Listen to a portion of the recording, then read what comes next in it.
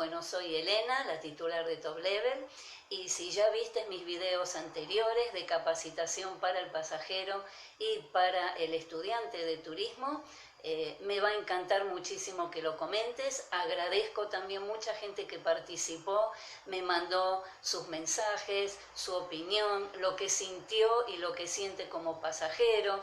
Aquellos que son estudiantes también, cuál fue lo principal que tomaron en cuenta. O sea, agradezco muchísimo esa participación. Y este que vamos un poquito a disfrutar ahora y comentar tiene que ver con los paseos. ¿Por qué? Porque para mí, mi opinión, es uno de los temas más importantes y de los servicios más atrayentes e importantes dentro de un paquete turístico o fuera de un paquete turístico. El pasajero no tiene obligación de tomar determinado servicio o determinado paseo dentro de su paquete. El paquete puede estar armado totalmente por la agencia de viajes, por la empresa, como que el pasajero también puede armar e incluir los servicios que quiera. Pero hay algo que sabemos que consciente o inconsciente, generalmente los paseos son incluidos, o al menos pensamos qué vamos a hacer en ese destino, qué actividad vamos a hacer.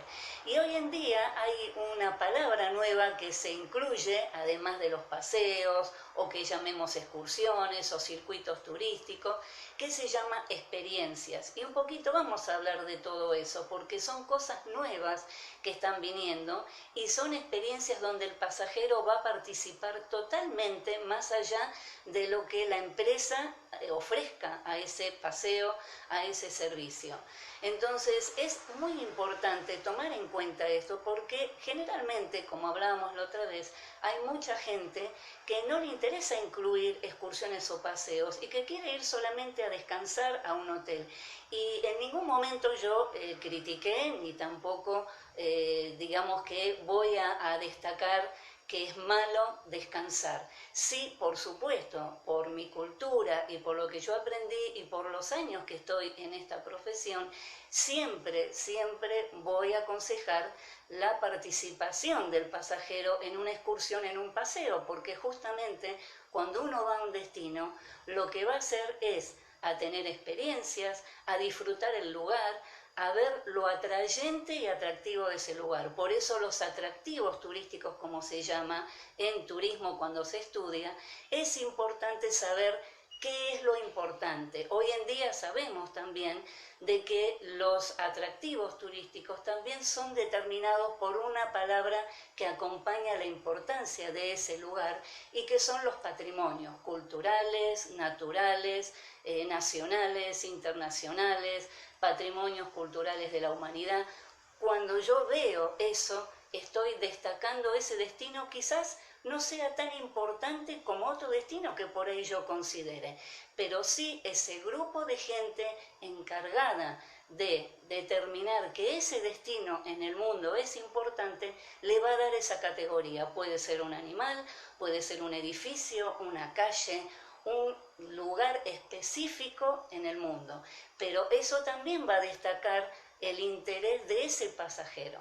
Entonces vamos a ver este primer video para un poco comentar de un tema muy importante que es la libertad o no del pasajero cuando va a un destino turístico y cuando va a un paseo.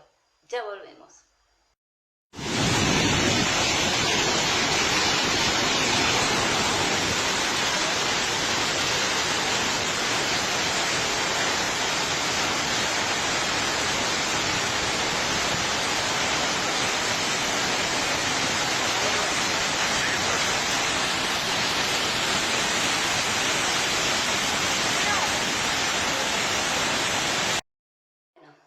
¿Cuál es el video que vimos recién? Justamente de las cataratas del Iguazú y que están dentro de un parque nacional. Y este es uno de los temas fundamentales a tratar. ¿Por qué? Porque generalmente la gente confunde muchas veces el hecho de estar en un paseo al aire libre en tomar determinadas atribuciones o libertades donde desgraciadamente no se pueden tomar en cuenta. Entonces, por ejemplo, He tenido gente que he llevado al Parque Nacional Iguazú, el cual sabemos que compartimos entre Argentina y Brasil, y de querer fumar. No se puede fumar. De, bueno, tirar los papeles, porque total es un conjunto de plantas y de follajes y de árboles, no se puede hacer eso. Mucha gente confunde de que estos lugares tienen determinadas libertades que no están permitidas. Por ejemplo, los parques nacionales generalmente tienen un porcentaje donde yo puedo disfrutar lo que ese parque tiene, esa naturaleza, ese animal, pero además también tiene un porcentaje de lugar donde no se puede entrar, donde exclusivamente es para el ámbito natural, o sea, en especial para los animales. En caso del Parque Nacional Iguazú, tiene también un sector más pequeño donde se puede también poner carpas, ¿no es cierto?, se puede acampar, pero con permisos especiales y sabiendo en qué lugar yo puedo ir. Entonces, es muy importante que en los paseos tengamos en cuenta siempre los protocolos que tiene ese lugar, siempre todo aquello que sea importante para respetar el ámbito natural y poder disfrutarlos también. Mucha gente también me preguntó, en el caso del Parque Nacional, ¿qué sector es mejor? ¿De qué lado? No vamos a hacer, ¿no es cierto?, vamos a ponernos en contra de uno o de otro. Los dos sectores son importantes. Sí, es una realidad que del lado argentino tenemos más kilometraje, más lugar para caminar, pero los dos sectores, tanto del lado brasilero como argentino, son importantes para poder disfrutar. Pero tomar en cuenta que las últimas modificaciones que se hicieron antes de la pandemia fueron para mejorar el lugar y también cuidar el ámbito no solo natural en cuanto a vegetación, sino también a los animales. Eso es otra de las cosas. Hay determinados bichitos muy agradables que todo el mundo le encanta cuando va a determinado sector del parque y que por ahí le dan determinadas cosas para comer que no son las correctas. Entonces, bueno, eso también produjo muchos problemas en cuanto a la familia de estos animales y a seguir procreando. Entonces, hay que tomar cuidado de todo eso. Vamos a ver entonces los últimos dos videos y hablar un poco más de todo esto.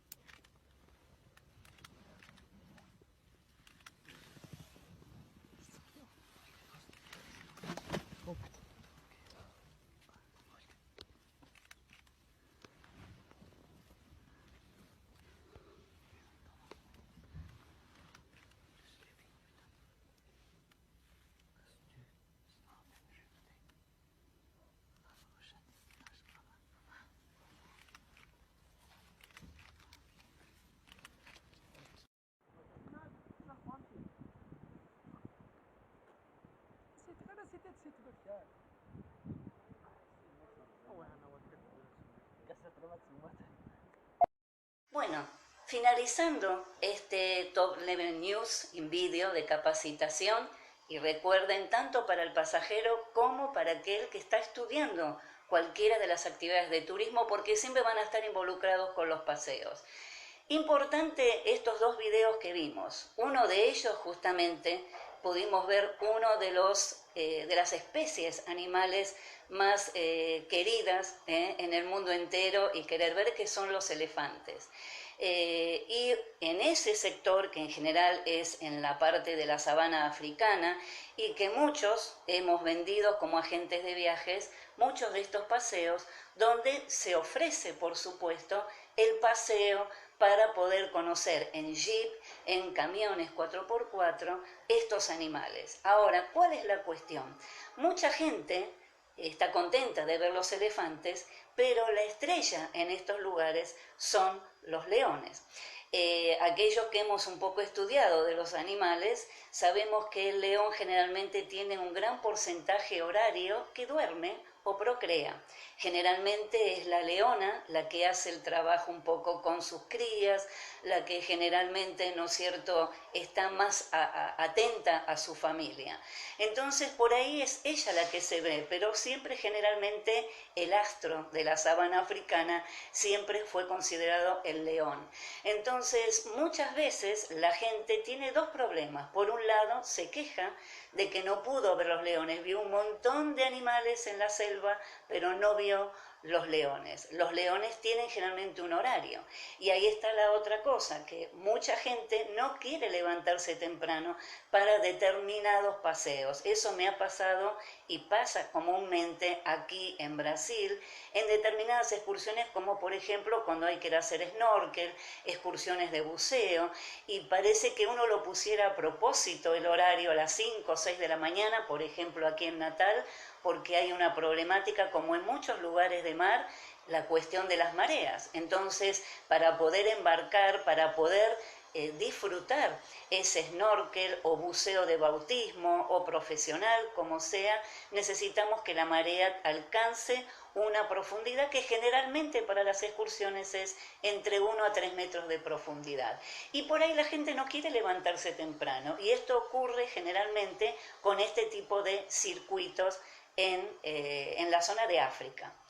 Seguido a todo eso, tenemos también otra problemática, ¿no es cierto? Excursiones como por ejemplo las de los camellos en Marruecos, que es tan famoso, y en Egipto y en tantos lugares, y que inclusive aquí en Natal también se realizan.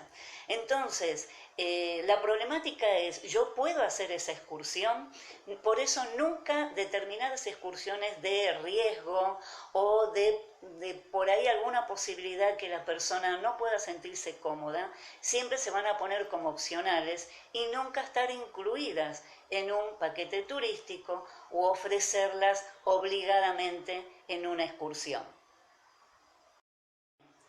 Visto un poco esto, es importante analizar siempre que muchas veces puede ser incluida alguna excursión, generalmente los city tours. Esos circuitos generalmente son incluidos porque no requieren demasiada destreza, no requieren, ¿no es cierto?, un sacrificio del pasajero. Generalmente muchos de estos circuitos se hacen parte en micro y otros, ¿no es cierto?, un poco caminando, pero digamos que son más tranquilos, ¿no es cierto?, que no requieren una gran constancia de estar caminando. Pero estos circuitos que hemos visto sí requieren tiempo, y muchas veces también con respecto al tiempo la gente piensa que puede cortar esos circuitos. Yo he tenido personas aquí que en las excursiones, por ejemplo, de buggy, de día entero, que recorre playas y que justamente la estrella es ese vértigo arriba de estos buggies, hay que cortarlos. O algunos por ahí quieren más de 4 horas o todo el día, y hay otros quieren menos, que no requiere tanta cantidad de horas. Bueno, por eso hoy en día hay muchos circuitos opcionales que se ponen horarios de 2 horas, de 4 horas, pero siempre recordar que todo aquel paseo que quiera yo modificar va a tener que ser en privado. ¿Por qué? Porque los circuitos generalmente se hacen pensando en base a más de 5 o 6 personas o hasta 40, un micro entero. En las épocas de antes de la pandemia, en cualquier parte del mundo era muy común ver un grupo de 40 o 50 personas por ahí subiendo a determinado sector. Entonces, siempre se va a hacer evaluando cuestión-precio por una determinada cantidad de personas. Si yo llevo 40 personas en un micro, generalmente el valor que se va a tratar de cotizar va a ser por generalmente la mitad de las personas. Entonces, de esa forma se va a poder hacer un precio estimativo o precio final de acuerdo a la política de la empresa para poder poner ese precio al público. Muy importante es el kilometraje de ese paseo.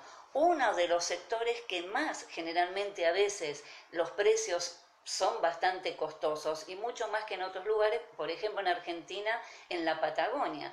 ¿Por qué? Porque se lleva mucho camino por delante, muchos de esos caminos son de ese material arenoso o también de ripio o pedregoso, y todo eso también de alguna forma incide en el ejercicio de mayor esfuerzo de ese vehículo. Entonces, siempre cuando se arma un paseo, siempre se toma en cuenta qué se está ofreciendo. Y algo importante también, que el otro día hablaba con una amiga sobre una problemática que ella tuvo de un viaje que quiso hacer en periodo de la pandemia. Siempre hay que tomar en cuenta que cada servicio que yo ofrezca en un paquete turístico o en un paseo, no va a tener por ahí una sola persona que ofrece ese servicio. Por ahí yo voy a tener un paseo en un buggy, pero esa gente también va a terminar en un restaurante y eso va a estar incluido en un paquete turístico o en ese paseo por un precio específico por persona.